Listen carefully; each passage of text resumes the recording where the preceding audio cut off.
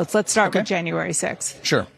There is no evidence that it is an inside job. It was a fringe conspiracy theory that the Trump-appointed FBI director, Christopher Wray, has said explicitly over and over is just not true. So I appreciate the opportunity to address it.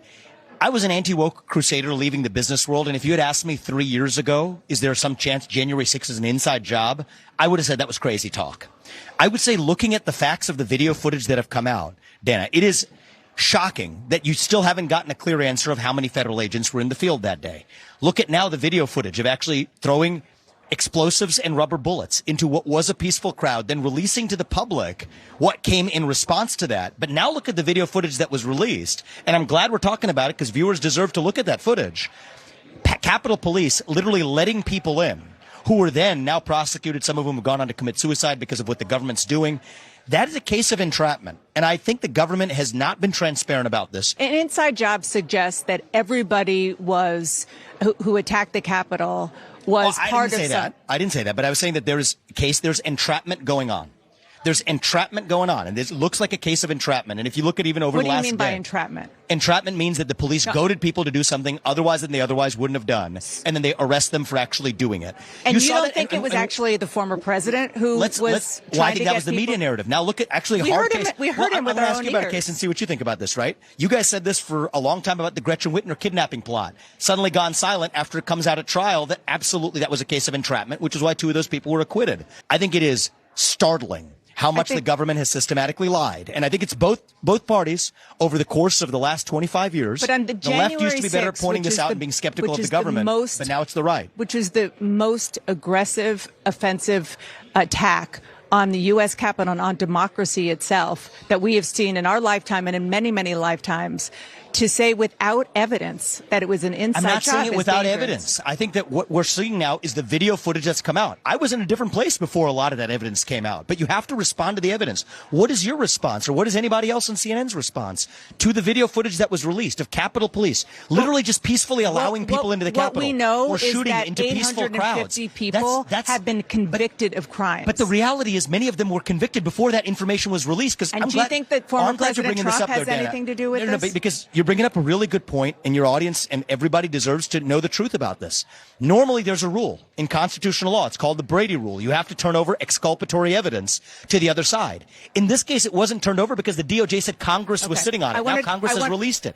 That's why I said I would pardon many of those peaceful protesters because I want to go to something else that you said, which I think is not a left or right issue. I think this is a civil libertarian issue. I want to go to something else that you said that I think is really important to explore, and that is the Great Replacement theory. Yeah.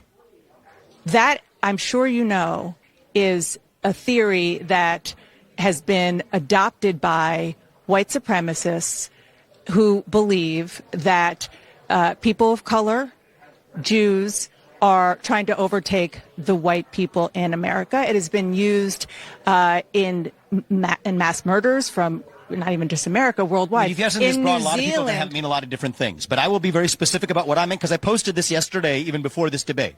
I've been very precise. And I'd encourage people to look at 10 hard truths I posted yesterday, including that video footage from Jan 6 for our last discussion. People should view it.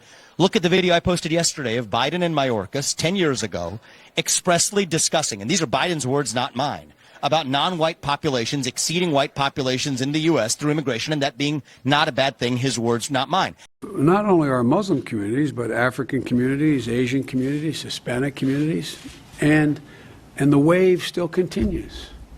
It's not going to stop, nor should we want it to stop. As a matter of fact, it's one of the things I think we can be most proud of. So there's a second thing in that black box, an unrelenting stream of immigration, nonstop. Folks like me who were Caucasian of European descent, for the first time in 2017, will be in an absolute minority in the United States of America. Absolute minority. Fewer than 50% of the people in America, from then and on, will be white European stock. That's not a bad thing. That's a source of our strength.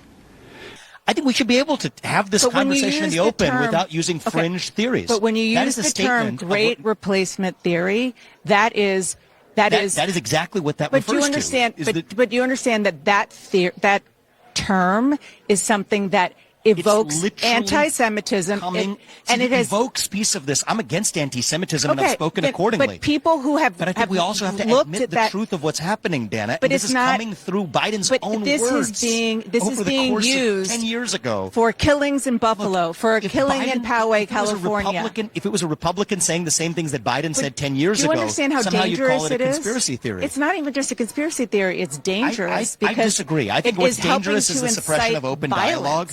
Well, look, I think that we need to have more open dialogue in this country, and when you tell people they can't speak, that's when they scream. If you tell people they can't scream or object, that's when they tear things down. It's the term, great replacement theory. You and I share something in common. We don't want to see violence in this country. I think the way we're going to get there is close the gap between what people will say in private and what they will say in public. Right now, there's a gap between those two things that is as big as I've seen in my lifetime.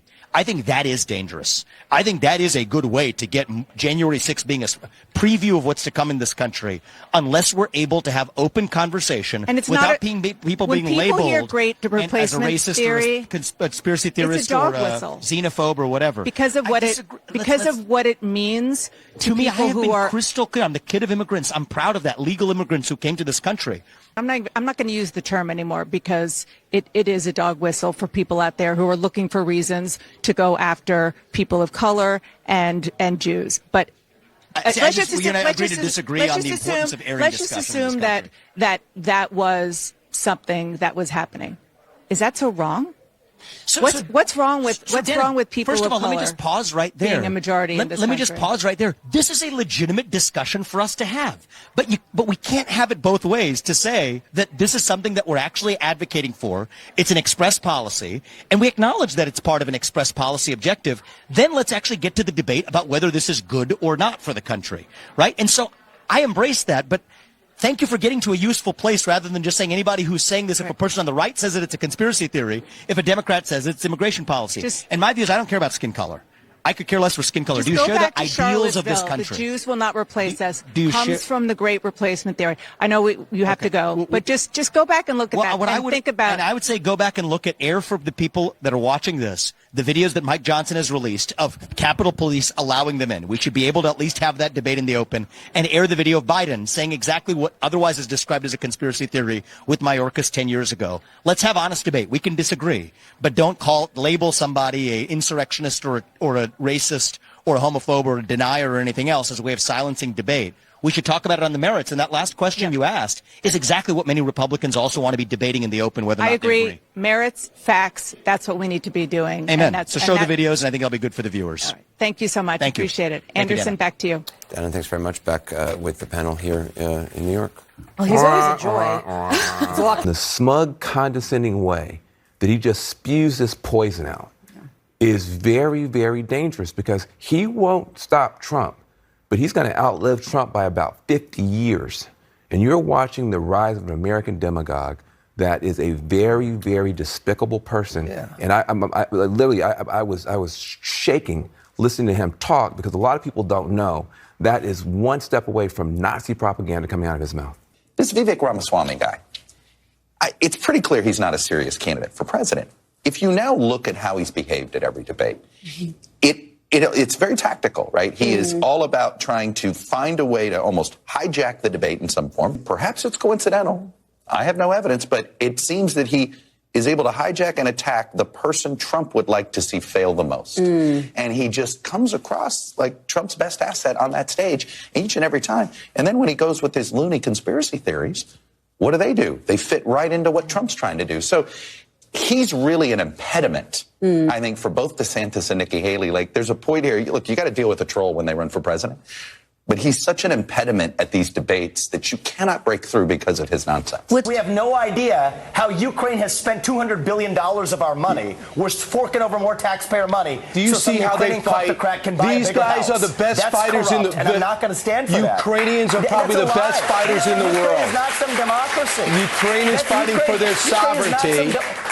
And they were invaded. They would have invaded. Ukraine has actually assassinated a former presidential candidate from 2019. So The media naive. doesn't like to report that. So naive. Well, You Brian, give up Ukraine, and then in a few years you'll be criticizing Joe Biden for giving up Ukraine. I respectfully, we can respectfully. Now, Brian, I think that if I called Nikki Haley naive, you guys would be having a conniption. Let's be honest about that. But you want to call me naive? I actually understand what the heck I'm talking about here. Really? Nixon did. The fact of the matter is, I think it is offensive that people would sooner use $200 billion of our resources to protect some other nation's foreign border that's not a democracy, when in fact we're not even doing that effectively. You can do both. It's not either or. We're doing neither. It's neither. It's not either or. And that's the fact of the matter. And I think this neocon wisdom needs to be relegated. No, forget to the dustbins of neocon history where it wisdom. No one belongs. buys into that. Just Just give up Eastern Europe. Just give up Eastern Europe. Why not?